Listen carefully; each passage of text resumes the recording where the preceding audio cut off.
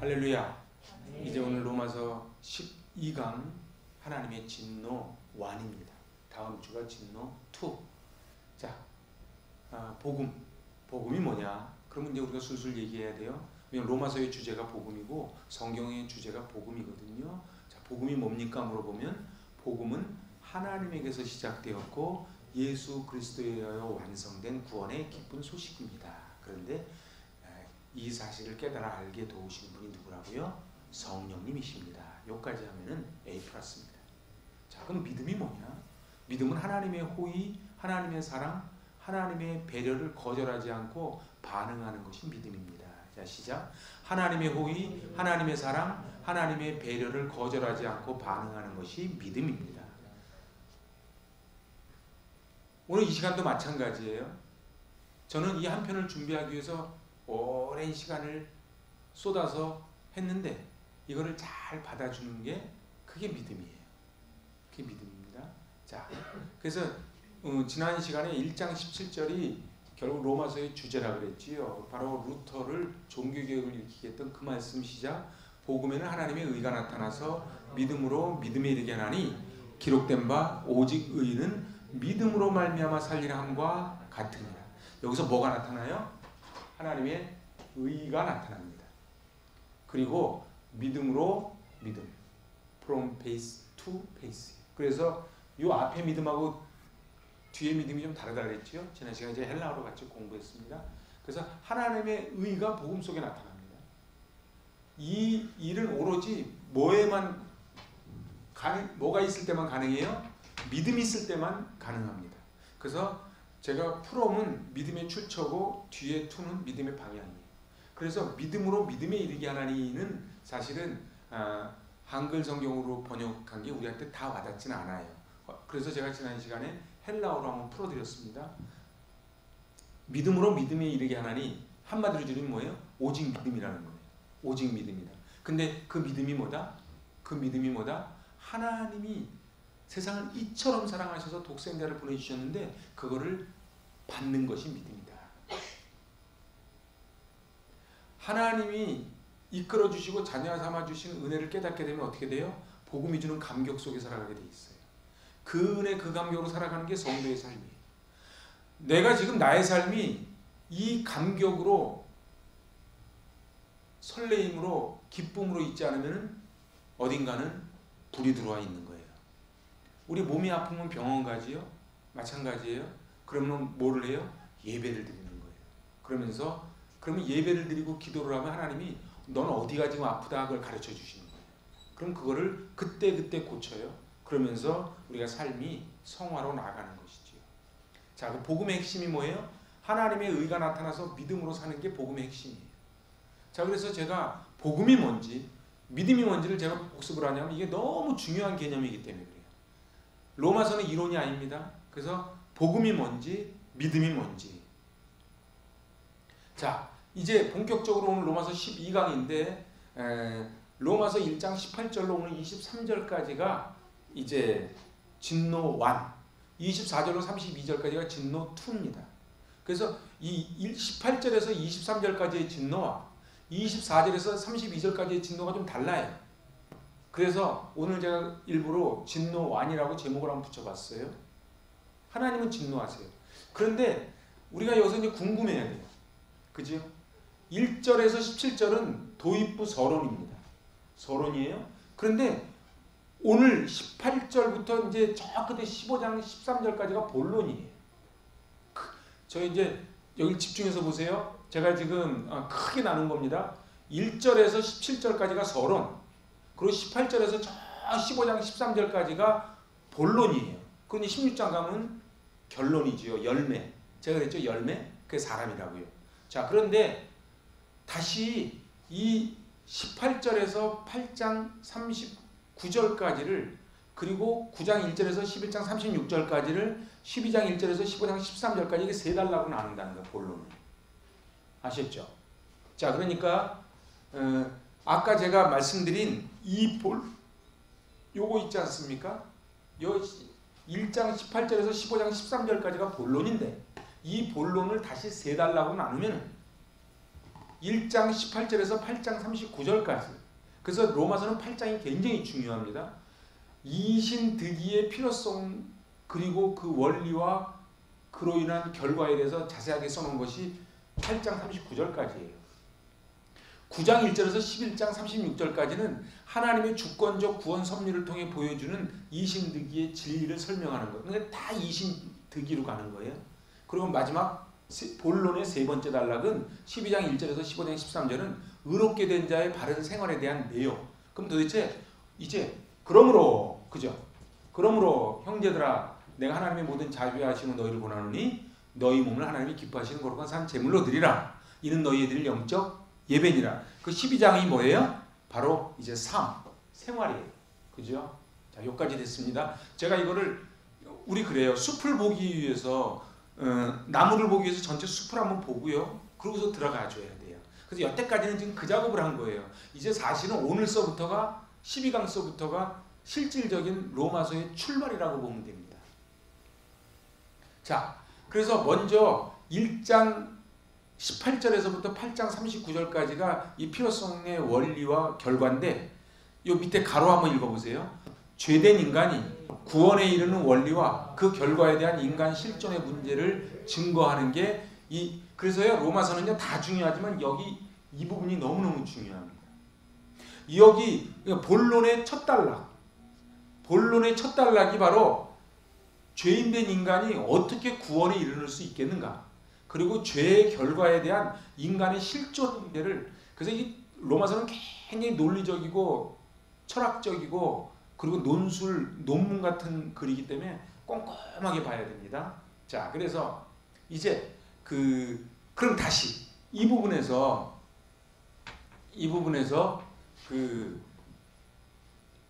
그 중에서 1장 18절에서 1장 32절까지가 본론의 도입부예요. 아셨죠? 근데 본론의 도입부 중에서도 18절에서 23절까지가 진노완이에요. 그리고 이제 24절에서 32절까지 흘러가는 게 진노2예요. 오늘은 진노완만 합니다. 그런데 타락한 이방인들의 범죄와 하나님의 유기가 뭔지 아시죠?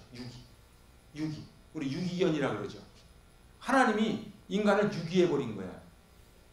하나님을 떠난 인류가 얼마나 죄악 가운데 있는가를 묘사하고 하나님의 진노를 받기에 마땅함을 설명합니다. 자, 그럼 우리 여기서 이제 질문이 하나 나와야 돼요. 무슨 질문이요? 사도 바울은 그렇게 로마를 가고 싶어 했잖아요. 그죠?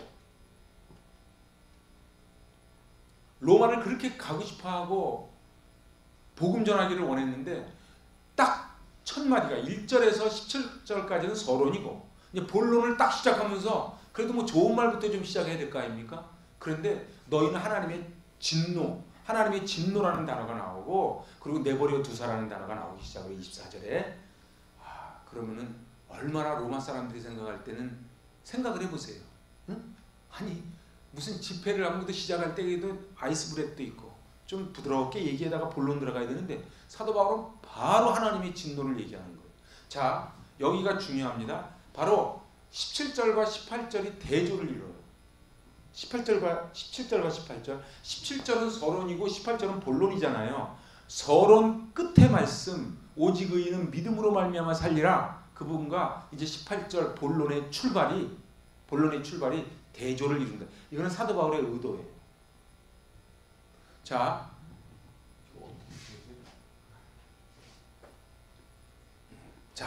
오늘 17절과 18절을 우리 다 아는 말씀이지만 꼼꼼하게 다시 한번 읽어봅시다. 시작.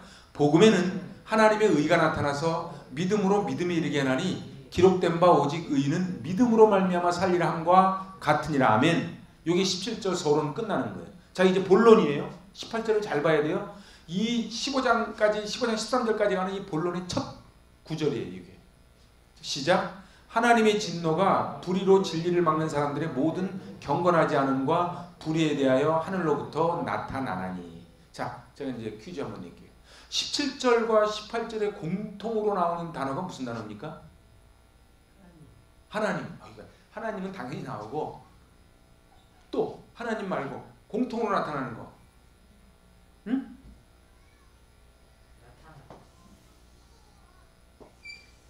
나타나니. 자, 이게 지금 대조예요. 17절에 나타나는 것과 18절에 나타나는 게 달라요.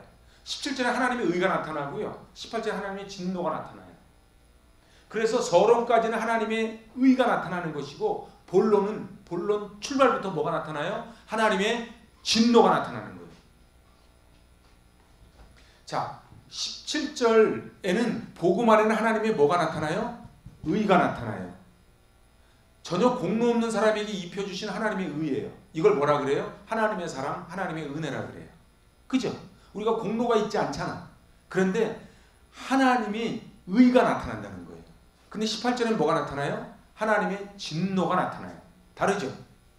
사도 바울은 서론 맨 마지막 구절 17절에서 하나님의 의, 하나님의 사랑, 하나님의 은혜가 나타나고 18절 본론 첫 구절에서 뭐가 나타나요? 하나님의 진노가 나타나요.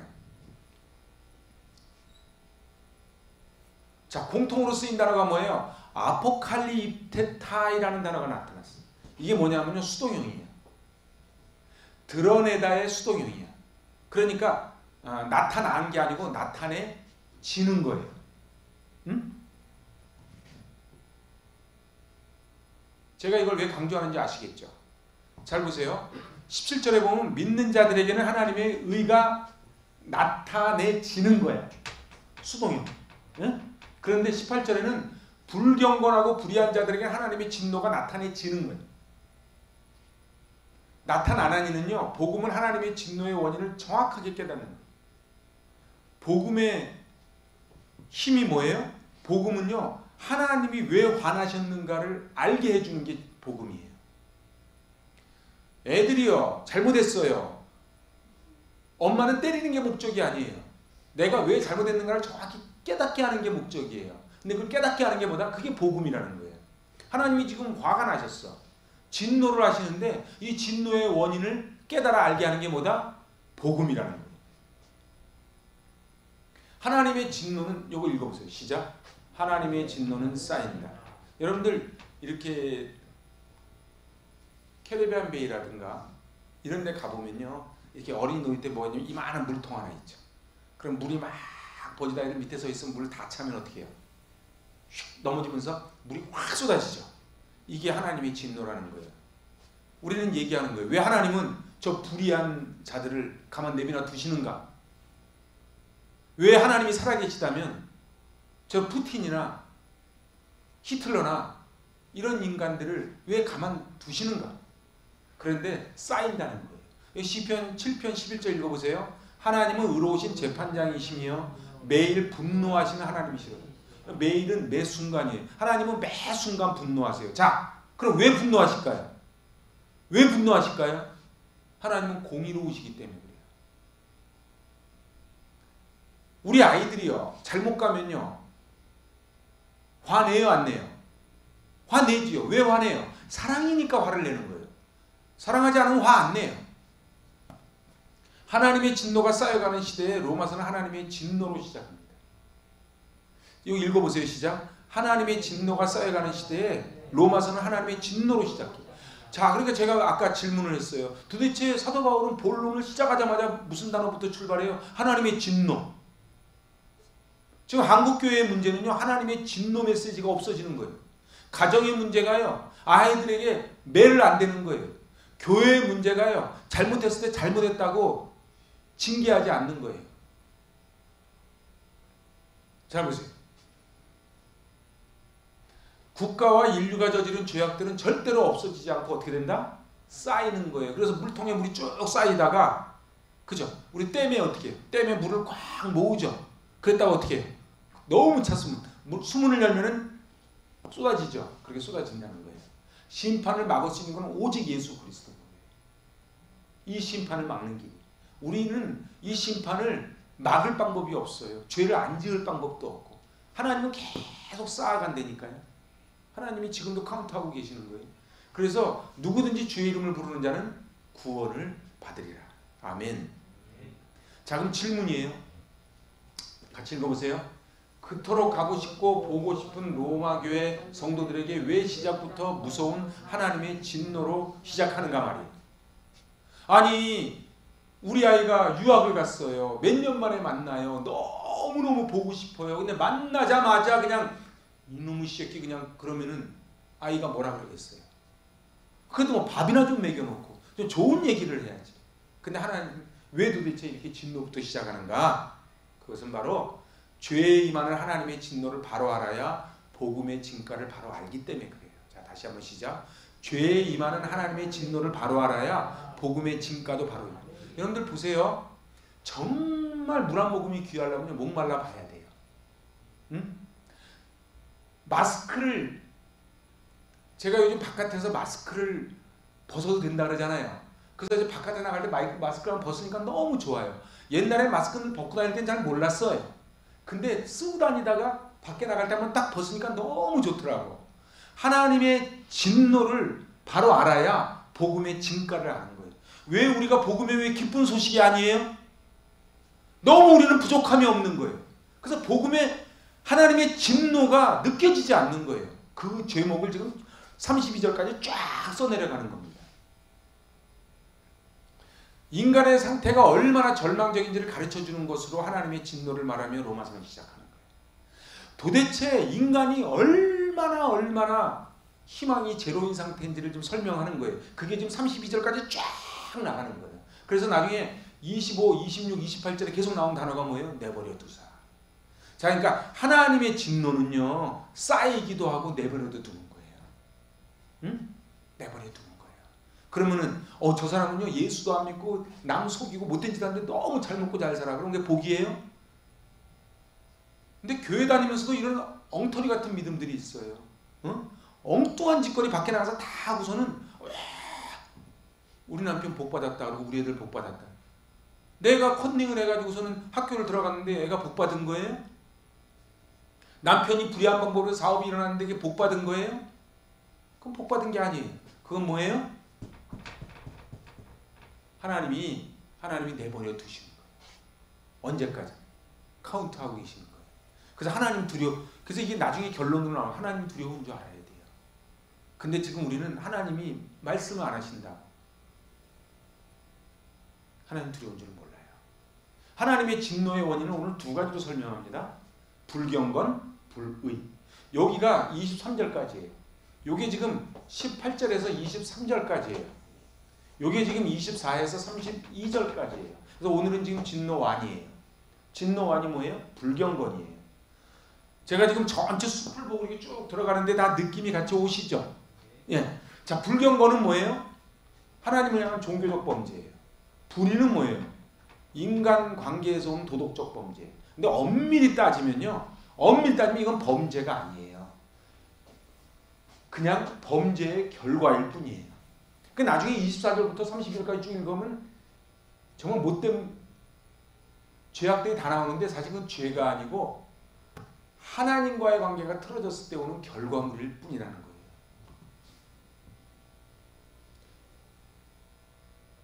자, 이제 불경건부터 갑시다. 자, 불경건 23절까지예요. 불경건. 오늘은 불경건만 해요. 그런데 이 불경건을요, 영어 성경 NIV를 찾아보면요, 가니스니스라고 되어 있어요. 제가 이걸 왜 썼느냐? 불경건이 뭐냐면요, 이거는 그냥 명사형이잖아요, 니스는요. 그러니까 불경건이 뭐냐면요, 하나님 없는 게 불경건이에요. 그러니까 뭘 말을 어렵게 할 필요가 없어요. 불경건이 뭐라고요? 하나님 없는 게 불경건이에요. 그럼 경건은 뭐예요? 하나님 있는 거지. 하나님이 코람대오하는 사람은 함부로 해요, 안 해요? 안 하지. 근데 하나님이 계시는데 자기 멋대로 해요. 그럼 그건 불경건한 거예요. 자,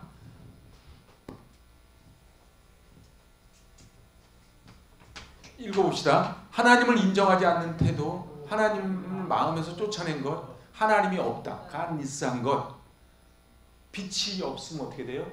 썩지요. 하나님을 우습게 하는 것, 투명 인간 취급하는 거예요. 하나님과 내 인생이 관계 맺기를 거부하는 거예요. 이 시대는 선악과 열매를 따먹는 시대예요. 선악과를 왜 동산 중앙에 뒀겠어요? 보라는 거예요. 네가 못 건드릴 게 있다는 거예요. 다윗은 아무리 왕이라도 밧세바는 건드리면 안 되는 거예요. 아무리 돈이 많아도 11조는 건드리면 안 되는 거예요. 아무리 시간이 많아도 주일은 건드리면 안 되는 거예요. 그 동산 중앙의 선악과를 지금 따먹는 시대에. 왜요? 하나님이 없어. 그게 불경건이야. 갓리스야. 경건의 모양은 있으나 경건의 능력을 부인하니 이 같은 자들에게서 내가 돌아서라. 이게 갓리스. 경건의 모양은 있어. 교회는 다녀. 직분도 있어. 이것저것 다 해. 이건 이제 예수 안 믿는 사람들 얘기하는 게 아니에요. 다 있는데 네가 어떻게 하나님이 살아계시면 네가 어떻게 그럴 수 있어? 이런 사람들 있잖아요. 그게 갓리스예요. 그게 뭐예요? 그게 불경건이에요. 그럼 뭐가 온다? 하나님의 진노가 온다. 근데 왜 불경건하게 해요? 하나님이 두렵지 않은 거야. 그죠? 우리 그러죠. 하늘이 무섭지도 않으냐 이놈아 그러잖아요. 응? 자, 근데 19절 보세요. 이는 하나님을 알만한 것들이 그들 속에 보임이라 하나님께서 이를 그들에게 보이셨느니라. 제가 원문 번역을 봐야 돼요. 이게 좀 불충분해요. 읽어보세요. 왜냐하면 하나님을 알 수 있는 것이 사람들 속에 뚜렷이 비추이며 이는 하나님께서 그들에게 보여주시는 것이기 때문입니다. 그래서 핑계치 못하리라 이렇게 나오는 거예요. 이건 말씀하시지요. 이렇게 얘기하는 사람이 가끔가다 있을 거 아니에요. 그래서 뭐라 그래요? 하나님을 알 수 있는 것이 이 사람 속에 뚜렷이 비추고 있대. 그걸 뭐라 그래? 이따 나오지만 그걸 양심이라 그래요. 칸트의 철학에 나와요. 그래서 하나님께서 그들에게 보여주시는 거예요. 뭘 통해서? 양심을 통해서. 뭘 통해서? 자연을 통해서. 다 보여주고 계시는 거예요. 이 보임이라고 번역한 건 너무 약해요. 그들 속에 보여주는 정도가 아니고 이렇게 어둠 속에 빛이 태양이 떠오르잖아요. 그게 지금 이 단어예요. 그러니까는 나는 몰랐다, 못 봤다, 핑계치 못하리라. 자, 하나님을 알게 하는 인간 내부에 존재하는 장치를 하나 두셨는데 그게 뭐다? 양심인 거예요. 로마서 2장 15절 읽어봅시다. 이런 이들은 그 양심이 증거가 되어 그 사람들이 서로 혹은 고발하며 혹은 변명하여 그 마음에 새긴 율법의 행위를 나타내느니라. 그래서 뭐가 증거예요? 양심이 증거예요. 양심이 없는 사람이 어디 있겠어요? 하나님께서 양심을 주셔서 하나님의 손길을 보도록 하신 거예요. 그래서요, 사람은요, 동물하고 다른 게 뭐예요? 양심이 있어요. 이거는 교회를 다니고 안 다니는 걸 떠나가지고 다 양심이라는 게 있는 거예요. 그죠? 그래서 사람들은 다 알아요. 자기가 잘못했다는 거 알아요.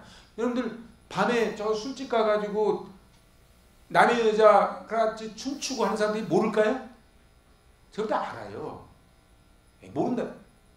알아요. 그죠? 다 알아요. 이게요, 하나님이 양심을 주셨어요. 양심. 그래서 어떻게 해요? 밤에 주로 먹지. 아침 때도 그러는 건 진짜 사이코지. 주로 밤에 그래요. 왜냐면 일단 깜깜하니까 안 보인다고 생각하는 거예요. 아직도 어두운 밤인가 봐. 자, 하나님께서는 모든 보이지 않는 능력과 신성을 모든 자연 만물에 심어두셨어요. 20절 읽어봐요. 창세로부터 그의 보이지 아니하는 것들 곧 그의 영원하신 능력과 신성이 그가 만드신 만물에 분명히 보여 알려졌나니 그러므로 그들이 핑계하지 못할지니라. 할렐루야. 저는요, 이 바다 보고 하는 걸 너무 좋아하는데요. 여러분들 바다 보면 놀랍지 않습니까? 산 보면 여러분 보세요. 겨울에요. 꽁꽁 얼면요. 저 군에 있을 때 거기가 보통 영하 20도 23도 막 그랬거든요. 생명이 없어요. 소망이 있어요? 거기서 내년에 또 싹이 난다고 믿는 사람이 어디 있어요?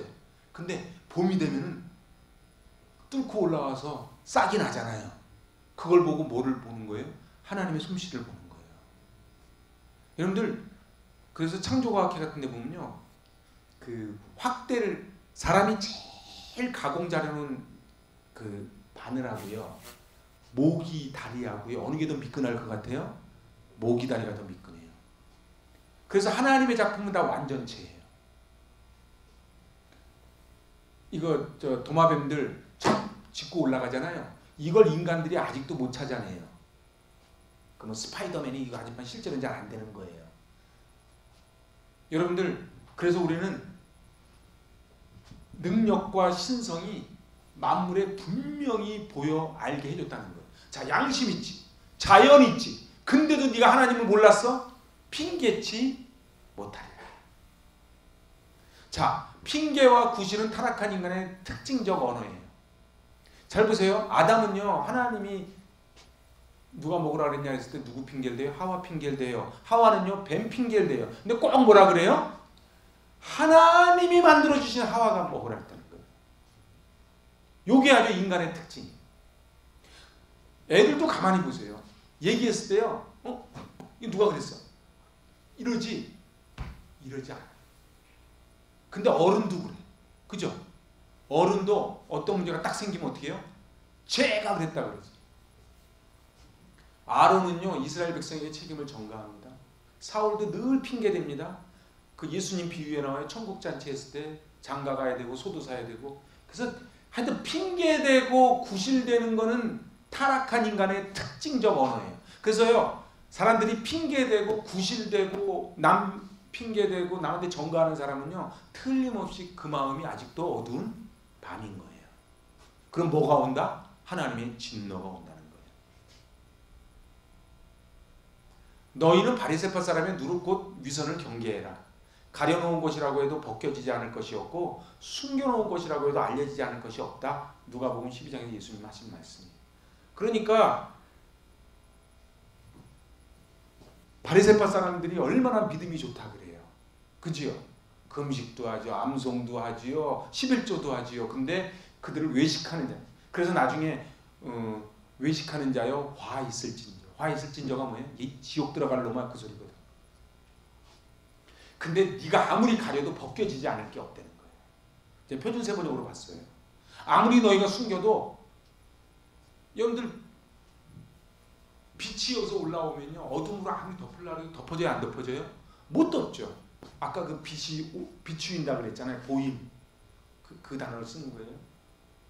하나님을 거부함으로 인한 결과가 21절, 22절, 23절이 나오는 거예요. 이게 아주 논리적으로 정확합니다. 그래서 18절, 19절 나온 다음에 이제 20절, 21절, 22절, 23절 이렇게 내려가요. 자, 21절 보세요. 시작. 하나님을 알되 하나님을 영화롭게 아니하며 감사하지도 아니하고 오히려 그 생각이 허망하여지며 미련한 마음이 어두워졌어.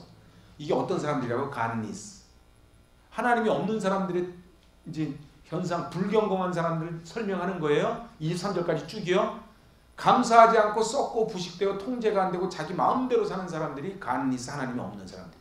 통제 안 되는 사람들이 있죠. 내 돈 갖고 내가 마음대로 하는데 네가 뭔데 이런 사람 있잖아요. 응? 전철에서 말이지 자기 아버지 뻘 되는 사람 갖다가 때려가지고 피나게 하고도 그게 문제인 줄을 몰라요. 왜 그래요? 양심이 화인을 맞아서 그래요. 양심. 그래서 감사하지 않아요. 특징이 뭔지 아세요? 영화롭게 않고 감사하지도 않고 그리고 생각이 허망해져. 그래서 어떻게 해요? 맨날 뜬금 쳐다보고 내 인생 돌려도 그러고 앉아있는 거예요. 사단을 자꾸 속여요. 너 지금 그래서 허무주의로 계속 몰고 가요.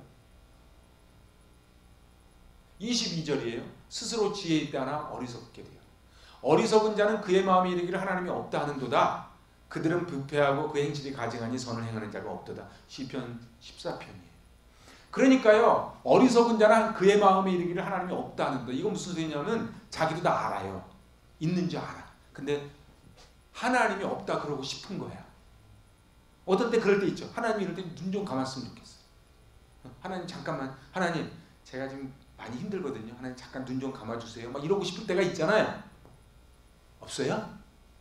다 있어요. 저도 있어요. 그래서 자 23절로 가는 거예요. 썩어지지 아니하는 하나님의 영광을 썩어질 사람과 새와 짐승과 기어다니는 동물 모양의 우상으로 바꾸었느니라. 하나님이 없으면 썩어질 인간이 그 자리를 대신 다른 걸로 채우는 걸 우상숭배라 그래요. 오늘 잘 보세요. 동물을 섬기고요. 가서 물 한 그릇 떠놓고 비는 것만 우상숭배가 아니에요. 나무, 느티나무에다가 줄 걸어놓고 하는 것만 우상숭배가 아니고 로마 황제 그리고 여러분들 독일 교회가 무슨 죄를 졌어요? 히틀러가요. 히틀러가 국민이 뽑은 게 총통이 히틀러입니다. 히틀러가 쿠데타한 게 아니에요. 히틀러가 그렇게 했을 때 독일 교회가 그렇게 했어요. 우리 교회 잘해야 돼요. 더 이상은 얘기 안 해요. 네, 진짜 하여튼 진짜예요. 이게 다 우상이에요. 돈이 하나님이야. 권력이 하나님이야. 사람이 하나님이야. 그래서 저 사람이 좀 권력자가 힘쓴 사람이 있으면은 그 사람 따라가고, 돈이 있는 사람이 있으면 그 사람 따라가고, 이게 지금 교회 안에 다 들어와 있다는 거. 자, 하나님을 떠난 인생은 뭐뿐이다? 허무뿐이에요. 그래서 요즘 인생 허무하다는 사람들 많죠. 그래서 이 허무를 없애기 위해서 뭐예요? 확 차도 한번 몰고 확 달려보고, 가서 캠핑도 해보고, 술도 마셔보고, 그리고 자기 아내 자기 남편 말고 남자친구 여자친구도 한번 더 보고, 이걸 다 해보는데 남는 게 뭐예요? 속쓰린 것만 남는 거예요. 결국은 사람의 마음속에 하나님이 만드신 하나님의 공백이 있어요. 이게 지금 파스칼이 한 얘기예요. 파스칼이 한 얘기 한번 읽어보세요. 사람의 마음속에는 하나님이 만드신 하나님의 공백이 있다. 이것은 어떠한 피조물로도 채워줄 수 없고 오직 예수 그리스도를 통하여 하나님에 의해서만 채워질 수 있다. 파스칼 아시죠? 방세 파스칼. 근데요, 사람의 마음속에 다 공백이 있대요. 그런데 사단은 뭐라고 속이는 거예요? 이 공백에다 딴 걸 채워 넣으라는 거예요. 그 딴 게 안 채워지는 거예요. 그래서 어떻게 해요? 강아지한테 쏟기도 하고, 보석에 쏟기도 하고, 놀러 가는데, 아니 1년에 몇 번 하여튼 막 그런단 말이에요. 그 왜 그래요? 마음이 허전해서, 마음이 허해. 이건 채워질 수가 없어요. 그럼 교회가, 제가 오늘 낮에도 제 친구가 찾아와서 제가 그 얘기했어요. 이 땅은 소망이 오직 예수 그리스도밖에 없다. 그 친구는 1년에 한 2번씩 교회 나가는 친구입니다. 제가 얘기했어요. 이 땅에 예수 그리스도밖에 없다. 교회가 잘해야 돼요. 예수 그리스도밖에 없는데 예수 그리스도를 만나는 것이 교회잖아요. 교회가 잘해야지 오지. 교회가 깻묵같이 하니까 여기 안에 보석이 있는데 이게 다 가짜라고 생각하고 안 오는 거예요. 죄에는 하나님의 진노가 나타나지만 복음에는 하나님의 의가 나타납니다. 그래서 이게 아까 17절과 18절을 대조한 거예요. 17절은 뭐예요? 하나님의 의예요. 18절은요, 하나님의 진노가 나타나는 거예요. 공통점은 뭐다? 나타나는 거예요. 그래서 죄의 결과는 심판, 사망이지만 복음에는 용서, 영원한 생명이 있어요. 근데 더 중요한 건 뭐예요? 가로예요. 시작. 하나님의 진노는 반드시 나타난다. 지금 하나님이 카운트하고 계시다.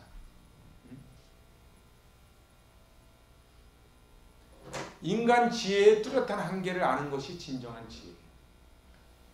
네가 스스로 지혜롭게 여기는 자를 보느냐? 그보다 미련한 자에게 오히려 희망이 있느냐. 이게 잠언 말씀이에요.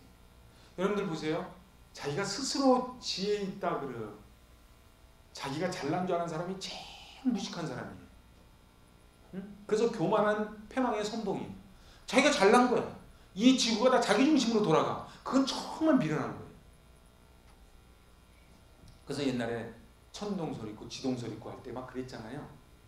그때 신학자들이 막 죽이고 그랬거든. 다 지구 중심으로 돈다 그래가지고. 우상 숭배는 인간의 어리석음에 대한 증거예요. 여러분들 제가 예레미야 10장 14절 15절을 올려놨어요. 같이 읽어봐요. 사람은 누구나 어리석고 지식이 모자란다. 은장이는 자기들이 만든 신상 때문에 모든 수치를 당한다. 그들이 금속을 부어서 만든 신상들은 속임수요 그들 속에는 생명이 없기 때문이다. 그것들은 허황된 것이요 조롱거리에 지나지 않아서 벌을 받을 때는 모두 멸망할 수밖에 없다. 근데 이 예레미야의 말과 지금 사도 바울의 말이 얼마나 지금 일치가 돼요.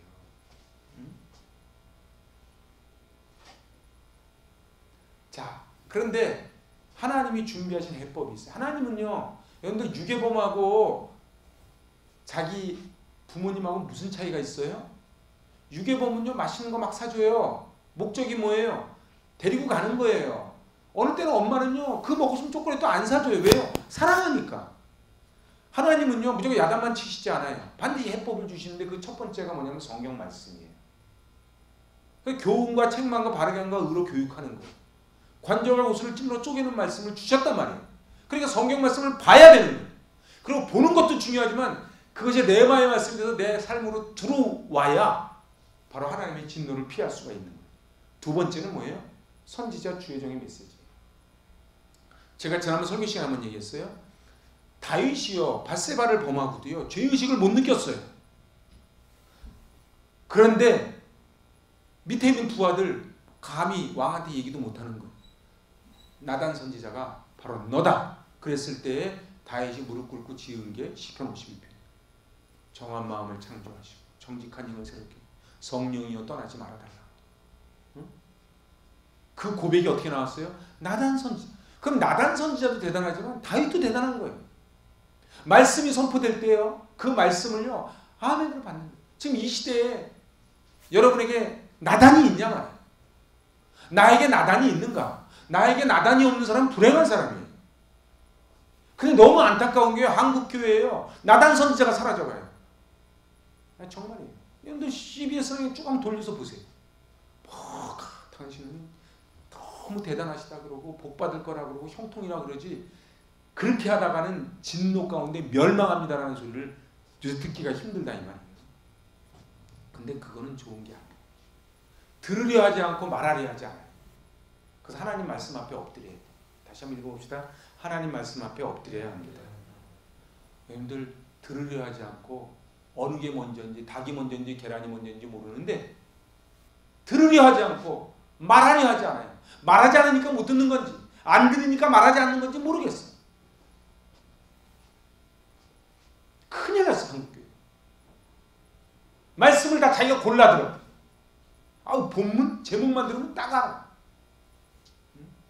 그래서 아모스, 계시록, 다니엘 이런 설교 잘 듣기 싫어합니다. 복음은 하나님을 향한 경외심을 회복해. 그래서요 내가 밖에 나가가지고 하나님에 대한 간리스, 하나님 없이 살다가 예배를 드리면은 뭐가 회복이 되는 거예요? 하나님이 간리스에서 가시로 바뀌는 거예요. 그래서 하나님 없으면서 하나님 있음으로 바뀌는 거예요. 여러분들 하나님 있으면서 하나님 없음으로 가는데 오래 걸릴 것 같아요? 그러지 않아요. 그러지 않습니다. 잠언 19장 23절입니다. 여호와를 경외하는 것은 사람으로 생명에 이르게 하는 것이라 경외하는 자는 족하게 지내고 재앙을 당하지 아니하느니라. 아멘. 자, 경외하는 자는 어디에 이르러요? 생명에. 결국은 이 시대의 문제는 물질의 문제도 아니고요. 지식의 문제도 아니고요. 갓리스의 문제예요. 불경건의 문제예요. 그리고 23절까지 불경건의 문제 때문에 24절에서 32절까지가 쫙 펼쳐지는 거예요. 여기 나중에요 집에 가셔서요 24절에서 32절까지 한번 쭉 봐보세요. 그게 요즘 신문, 요즘 뉴스에 나오는 거랑 똑같아요. 우리 주변에 많이 보잖아요. 그건 다 뭐다? 다 갓리스예요. 하나님이 없어요. 복음의 능력이 회복되면 천하 만물이 다 아름다워집니다. 근데 이런 경험 해보셨습니까? 이 경험을 해야 예수를 믿는 거예요. 그리고 이걸 또 옛날에 경험한 걸로만 가면 안 돼요. 지금 now here. 그래서 이거 시인 브레이크라는 사람이 한 시가 하나 너무 좋아서 써놨어요. 읽어봐요. 하늘의 모래를 보고 우주를 생각하고 한 송이의 꽃을 보고 우주를 생각하고 한 송이의 꽃을 보고 천국을 생각해야 돼요. 야, 저도요 은혜 받았을 때 내려오다 보니까요 막 개나리가 막 춤을 추는 거예요. 뭐 구름이 막 그는 걸었네 뛰어. 그 제가 한번 얘기했죠. 그 경춘선 기차를 타고 오는데 막 그때 전도사님이 여기서 이러면 안 된다고 막 그래서 어디로 가냐 화물칸으로 갔어요. 화물칸이 깜깜해요. 근데 깜깜해도 상관없어. 거기가 천국인 거예요. 막 덩 실덩실 추고. 왜요? 복음의 능력이 회복되면 천하 만물이 아름다워요. 사람도 아름다워요. 미워하는 사람 골라가면서 그거는 복음의 능력이 없는 거예요. 자연을 보고 우리 아이들을 보고 뭐를 봐도 다 아름다운 거예요. 여러분들 봄에 꽃이 피고요. 거기에서 이렇게 막 이렇게 제가 며칠 전에 봤어요. 한 최소한 300년, 400년 된 나무 같은데 거기서 이 새순이 올라오는 거예요. 대단하지 않습니까? 별로 감동 없습니까? 제가 요즘 1살, 2살 먹으면서 보니까 세상에 제일 아름다운 색이 새싹 올라오는 거 새순색이더라고요. 근데 어떻게 뚫고 올라오냐고. 은혜를 받으면요 다 안다. 그러면 나는 그 은혜가 떨어진 거예요. 그래서 이 시대의 문제는요 은혜의 문제. 이거를 사도 바울식으로 얘기하면 갓리스의 문제예요. 왜냐하면 천하 만물을 하나님이 지으셨거든. 하나님이 지으셨으니 하나님의 작품을 보고 좋아하는 거지요. 복음은 두려움의 대상을 바꿔놔요. 이게 중요한 겁니다. 같이 읽어봐요. 복음은 두려움의 대상을 바꿔놓습니다. 하나님을 바라볼 때 다른 사람이 나에게 준 상처, 주변 환경이 내 인생에 영향을 주지 않아요. 여러분 잘 보세요. 이거 다시 한번 읽어봅시다. 하나님을 바라볼 때 다른 사람이 나에게 준 상처, 주변 환경이 내 인생에 영향을 주지 않아요. 여러분 오프라 윈프리 얘기하시잖아요. 응? 그렇게 성폭행 당하고 배우기를 했겠어요. 얼굴이 이뻐요. 호리호리하기를 해요. 그런데 어느 날 뭘 깨달은 거예요? 감사를 해야 되겠다는 걸 깨달은 거예요. 그래서 그때부터 감사일기를 쓰기 시작했어요. 오프라 윈프리가 얼마나 영향력 있고 얼마나 잘 나가는 여인이라는 걸 다 아시잖아요. 그 비밀이 뭐예요? 제가 볼 땐 거의 감사라고 써놨지만 복음의 능력을 회복한 거예요. 복음의 능력을 회복하니까 자기가 성폭행했던 그 사촌 오빠들이 안 미워지는 거예요. 근데 요셉이요 창세기 50장에서요 당신들은 나를 헤아려 했으나 하나님 그것을 선으로 바꾸사 오늘과 같이 만민의 생명을 구원하게 하시려 하셨나니 당신들은 두려워하지 마소서. 당신들뿐 아니고 당신네 자녀들까지 내가 책임지겠나이다. 이 고백이 어떻게 나와요? 복음의 능력을 회복한 거예요. 여러분들 잘 보세요. 태양을 딱 바라보는 사람은요 옆에 이게 전등 하나 켜든지 끄든지 신경을 안 써요. 응? 이런 은혜가 있길 바랍니다. 저도 마찬가지예요. 그래서 하나님을 바라봐야 돼요. 주만 바라볼지라. 그래서 광야 40년 동안 한 훈련이 무슨 훈련이에요? 하나님 바라보는 훈련이에요. 이게 안 돼요. 여러분들 우리 믿음이 이론이 아니에요. 여기서 결심을 하죠. 근데 안 돼요. 나가면 뭐 나가는 게 뭐냐 그냥 내 마음속에 막 전쟁이 일어나는데 그게 이제 로마서 7장 8장으로 막 넘어오는 거예요. 이게 안 돼요. 유대인이나 헬라인이나 지식인이나 야만인이나 똑같다는 거예요. 하나님을 두려워해야 됩니다. 우리는 이게 지금 윌리엄 그늘이라는 사람이 한 얘기예요. 읽어보세요. 시작. 우리는 하나님을 두려워하지 않기 때문에 사람을 지나치게 두려워한다. 하나의 두려움이 다른 두려움을 제거한다. 사람의 위협이 당신을 놀라게 할 때 하나님의 진노를 생각한다. 사람을 두려워하는 자는요 하나님을 두려워하지 않아요. 독재자 대통령 앞에서 내가 크리스찬이면 얘기를 했는데 얘기를 못하는 거예요. 권력자니까. 돈 많은 재벌 앞에서 얘기를 못하는 거예요. 왜요? 그 사람이 내 생사 여탈권을 쥐고 있으니까 라고 생각을 한다는 거예요. 그게 뭐예요? 그게 갓니스예요. 그게 갓니스예요. 자, 마태복음 10장 28절이에요. 이거 중요한 말씀이에요. 몸은 죽여도 영혼은 능히 죽이지 못하는 자들을 두려워하지 말고 오직 몸과 영혼을 능히 지옥에 멸할 수 있는 일을 두려워하라. 이 시대의 문제는 뭔지 아세요? 두려워할 자를 안 두려워하고 안 두려워할 자를 두려워하는 게 이 시대의 문제예요. 하나님을 두려워하지 않아. 왜요? 간이 있으니까. 하나님을 두려워하지 않고 뭘 두려워해요? 권력자를, 돈 가진 사람을. 그래서 이걸 두려워하는 거예요. 근데 오늘 예수님 뭐라 그러셨어요? 몸은 죽이지만 영혼을 능히 죽이지 못하는 자들. 그들이 누구예요? 그 당시에 로마의 압제자들이에요. 로마의 압제자들이 콜로세움에서 죽일 수는 있지만 뭐는 못 죽여요? 영혼은 못 죽이지. 근데 우리 하나님은요. 몸과 영혼을 능히 지옥에 던져버릴 수 있는 능력 가진 하나님을 두려워해라 이렇게 말씀하시는 거예요. 아멘입니까? 자, 하나님의 나타나심이에요. 죄를 대하시는 하나님의 진노를 바로 알아야 복음의 진가가 이해가 돼요. 제가 이제 다시 처음으로 다시 돌아가서 얘기를 마치려는 거예요. 잘 보세요. 죄를 대하시는 하나님의 진노를 바로 알아야 복음의 진가가 바로 이해돼요. 제가 아까도 얘기했지만 한국교회 강단에서 하나님의 진노가 설교가 안 될 때에 하나님의 복음이 사라져가는 거예요. 우리 아이들을 칭찬도 좋지만 아닌 거를 아니라고 가르쳐야 할아버지 상투 붙잡고 늘어지는 일이 없다는 거예요. 응? 제가 기가 막힌 일을 당했어요. 기차에서요. 난장을 치고 다니는 거예요. 그래서 제가 하도 참다 못해가지고 지나가는 애를 딱 잡았어. 그러니까 달려가는 관성으로 휘청하지. 그래서 조용히 딱 보고 있어요. 근데 이 애들이 잘합니다. 엄마는 우리 편. 엄마한테 가서 우는 거야. 왜 그랬어? 저 아저씨가 그랬어. 그러면은 죄송합니다 이래야 되는데 당신이 뭔데 내 귀한 아들 건드려 이렇게 되는 거예요. 그렇게 키우면 애들이 나중에 어떻게 돼요? 나중에 이제 엄마 상투 붙잡고 하는 거예요. 공공질서를 잘 가르쳐줘야 돼요.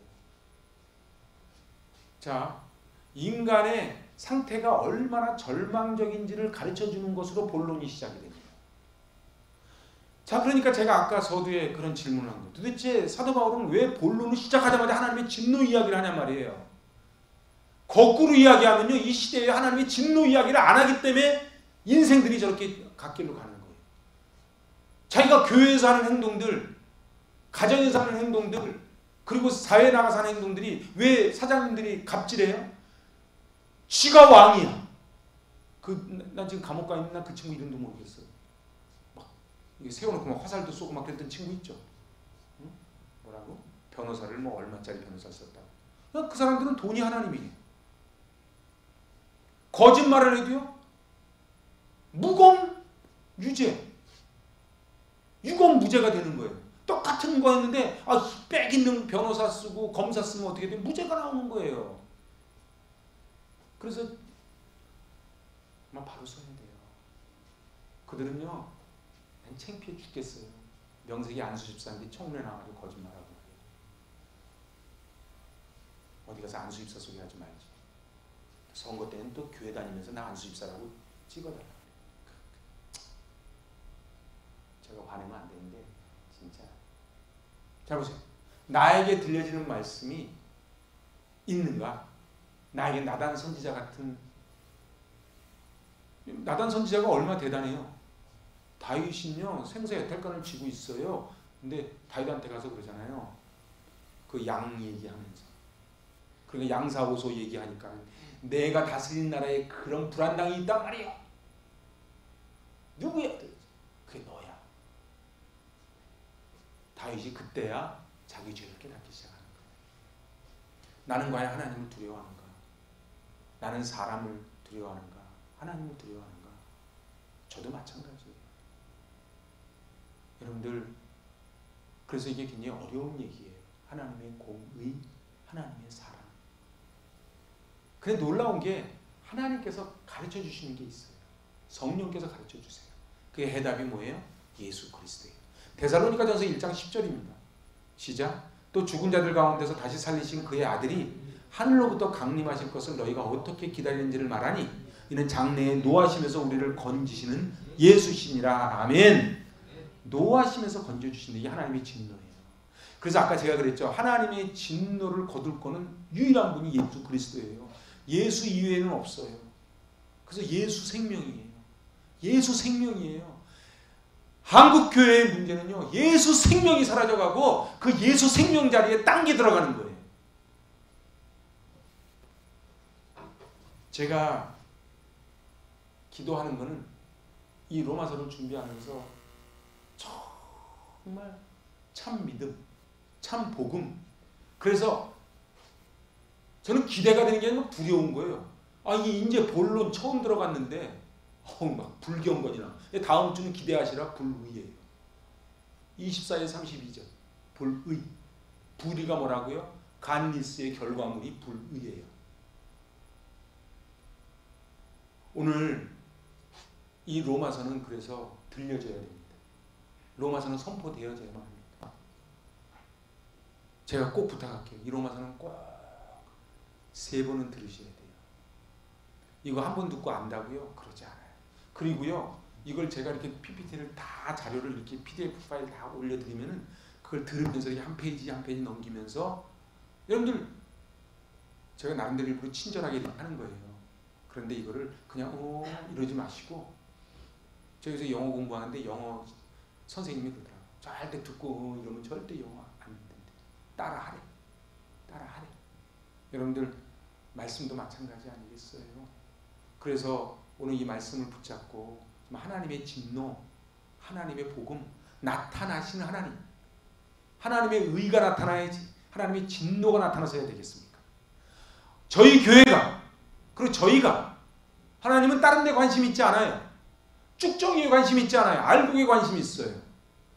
누가복음에 보면요, 발에 밟힐 만큼 사람들이 많은데 예수님은 다 버려놓고 제자들만 데리고 갈릴리 건너가세요. 중요한 거는요, 청함받은 자람한테 택함받은 자는 적으니라. 지금 이 로마서 말씀이 선포될 때에 단 한 사람이라도 이 말씀으로 깨어진다면 그것이 요한 웨슬레가 되고 그게 루터가 되고 그게 어거스틴이 되지 않겠어요? 그럼 우리 가정의 자녀들이 변하지 않겠습니까? 그 소망 붙잡고 하는 겁니다. 오늘 꼭 이 말씀 붙잡고 승리하시기 바랍니다. 기도하십니다. 하나님 아버지, 저희들 주님 앞에 엎드립니다. 하나님의 의가 나타나서 믿음으로 믿음에 이르게 하나니 오직 의는 믿음으로 말미암아 살리라. 하지만 인간의 불의가, 인간의 불경건이 하나님이 없다 하면서 하나님이 없기를 바라면서 허무해지고 엉뚱한 에너지를 다 쏟습니다. 너무도 가슴이 아픈 것은 이것이 교회 안에까지 들어와 있다는 사실입니다. 하나님, 이 선포되는 말씀이 전하는 자나 듣는 자나 관자와 곳을 찔러 쪼개는 말씀 되게 하여 주시고 이 말씀을 통하여 변화되어 30년, 50년 후에 이 땅에 거목들을 배출시키는 귀한 씨앗들 되게 하여 주시옵소서. 예수님의 이름으로 감사하며 기도하옵나이다. 아멘.